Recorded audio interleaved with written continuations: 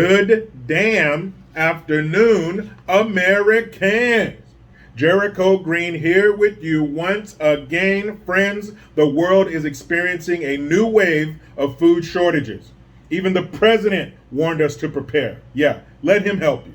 There's no better way to use your tax rebate than to get the long-term emergency food you've been wanting. Go to preparedwithjericho.com. We recommend My Patriot Supply, the nation's largest preparedness company. Right now, you can save $150 on their 3-month emergency food kit, which gives you a wide variety of breakfast, lunch, dinners, drinks, and snacks. You won't go hungry when you have this food on hand. And remember, the unthinkable can happen any day now. You will need this emergency food on hand to get through it. No question about it.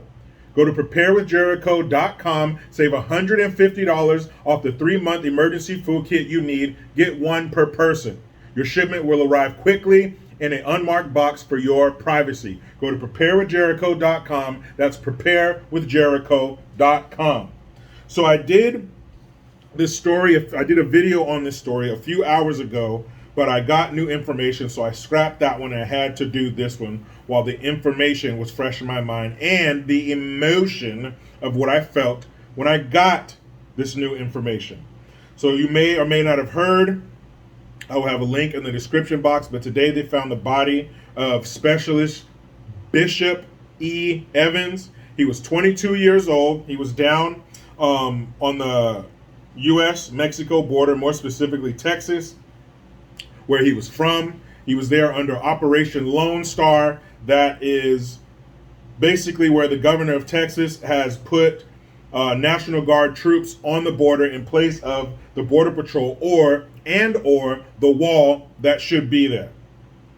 Since the federal government isn't doing shit, they've kicked the doors wide open on the border. And I use the word border loosely because that implies some kind of beginning of something and the ending of something else, or some kind of line of demarcation between two different things. But that's no longer the case. There is no border. They just kind of brushed that away. You know how in the action movies from the 80s and 90s, the good guy would team up with this town that's being harassed, and he would teach them to fight, and they'd be setting all these booby traps because the bad guys are going to be here in a couple days. And to wipe away their footprints, they'll take a branch and walk backwards and brush all their footprints away like they were never there. That's what they've done to our border. They just kind of brushed it all aside. Now we don't know where America stops and Mexico begins. So because they've done that, there have been hordes of people coming over our border, not just from south of the border, but the word has gotten around the planet. They found Chinese people, Asian people, or Arab people, African people. Everybody's coming through there. Why not? It's wide open. Why be a fool and go through customs? Why be a dum-dum and come through a legal port of entry? You don't have to. Just go south. Come on. Go south. Come north. And you're good. Even if they know you're here illegally. It don't matter. We'll give you a court date. You come back in 2 years where we could possibly kick you out of here. But while you're waiting, please enjoy all of the amenities of the United States of America, even some that aren't even offered to its own citizens. No problem. So because of that, because of their ineptitude, and we have a border czar, but haven't seen her at the border. Weird, I know. So because of that, he had to put the National Guard troops on the border. And this young man, 22 years old, saw 2 people drowning in the Rio Grande. He jumped in, no regard for his own safety. He didn't know who those people were, and apparently was in a bad spot where the currents are notorious, and he must have gotten grabbed by those currents, pulled under, and the young man drowned. Very sad. I'm sure when he joined the military, he didn't have a problem giving his life, because that's known. Militaries, they go fight. People die in fights and wars. So I'm sure somewhere in the back of his mind, he knew that's how this could end. But I'm sure he never imagined it would end in his home state, in the Rio Grande, trying to save a couple of people that shouldn't even be here. But you know what they say. You know. They say that the people coming up here from south of the border, they're just coming for what, guys? What do they want? What is all they want from America? They just want, say it with me, guys, you know it pisses you off. It makes the anger blood come out. All they want is a better life. That's all, guys. It's all fucked up where they come from. We got it all good up here. Why not let them in? Why not give them some of our good? Well, I don't think that's always true. I think that some of the people that come through south of the border, come through our southern border, what used to be a border, are here for nefarious reasons. They have felonious pasts. Because there's a reason that 80% of the women that come up here through the southern border take contraceptive before, or most of them, 80% of them are sexually assaulted coming up here to cross our southern border. Some of them take contraceptive before they leave, knowing what's going to happen. But that can't be, because if they're coming up here, they're good, hardworking people, and they just want a better life. Those type of people don't do that to women. So we got some bad hombres mixed up in there somewhere, don't we? But all they want is a better life. Got it. Well, come to find out that the two people that he went in the water to save, ultimately giving his own life, they lived. But here's the thing about those two people that he rescued from the Rio Grande, from a watery grave, from Davy Jones' locker. They were drug smugglers. They were bringing dope over here. They weren't just, oh my goodness, they're refugees. They were seeking asylum, right? These are all asylum seekers. These are war-torn countries that they come from, and they just want a little asylum. If I can just get a sip from that tall, sweaty, cold glass of asylum. But when you're seeking asylum, because think about it, if it's so bad where you come from, you are uprooting your life and moving to another country. It must be bad to do that. But if it's so bad that you have to leave your country, you're supposed to go to the first country you come to. Not the best, the first. But somehow they make it on their way all the way up here. And what kind of dope do you think they were bringing across the border? You think they were bringing some Thai weed, man? Some Maui Wowie, man? You think that's what they were bringing up here? You think they were bringing up some ecstasy? Some booger sugar? Get that fucking yave. Be careful. You think he's bringing up some of that up here? Some perico? No, I think we know what they're bringing up here. I think we know why. I think it's one of the things that gave us the patron saint of fentanyl. It's called fentanyl. You know, the #1 cause of death across the board for Americans 18 to 45. #1. That means nothing kills more people in that age group than fentanyl. How do you think it's getting here? You think those drug smugglers are sweating bullets in line at the customs desk? No, they're coming through the southern border. Why? Because there is no border. We basically got people there with them light sticks that they have at the airport. Come on through right here. Yeah. Come on right through here. It's all good. And who's going to take that fentanyl that they bring over here? Your family member, your spouse, your kid, some kid that you know, a nephew, a niece, a mom. Take your pick. Between the ages of 18 and 45, that is the #1 cause of death. And it's coming through the southern border. Now, let's put their little racist spin on it. They all like to look at things through the prism of racism. So what if this was same thing, and this young kid happens to be black, but for the purposes of this example, we'll mention the race.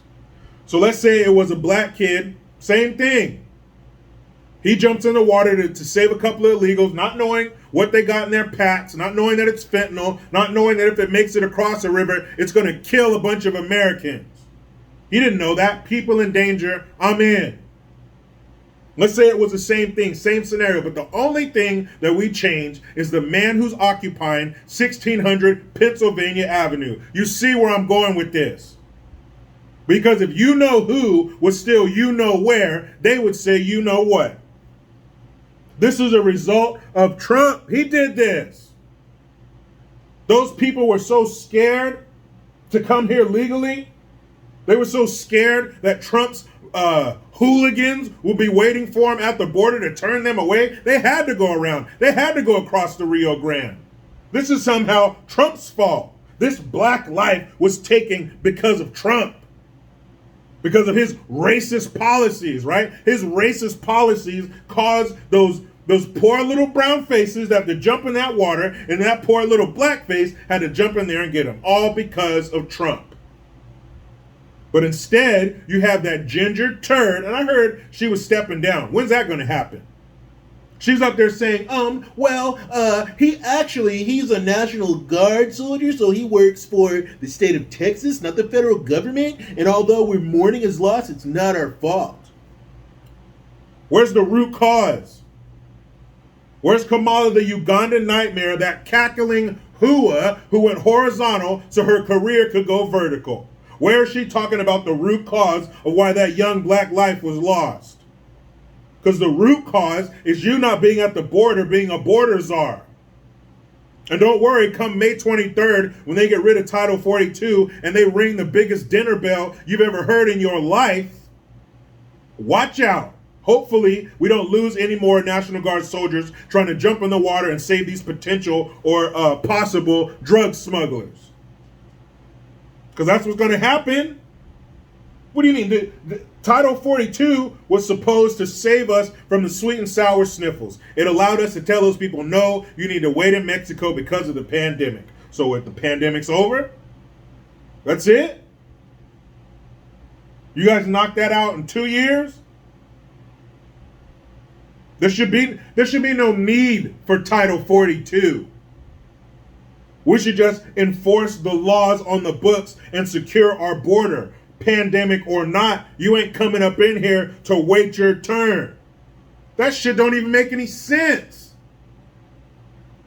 We don't know whether or not you can be in this country, but until we do, come on into the country? That doesn't make any damn sense. If that border was tight and secure, those people wouldn't be coming across. They'd have to take a tunnel, not the river. I don't understand. And I don't know if the area he was in, maybe it wasn't possible to have the border built there, because sometimes the topography, the landscape you don't even need a wall because it's too harsh, or it's a steep cliff or mountainside or something like that. But it's sad that young man is gone because he tried to do the right thing. And he could have been doing that right thing somewhere else. But instead, he had to do it on the border of America and Mexico because the people who are the residents of 1600 Pennsylvania Avenue have failed. Oh, he works for the state of Texas, not the federal government.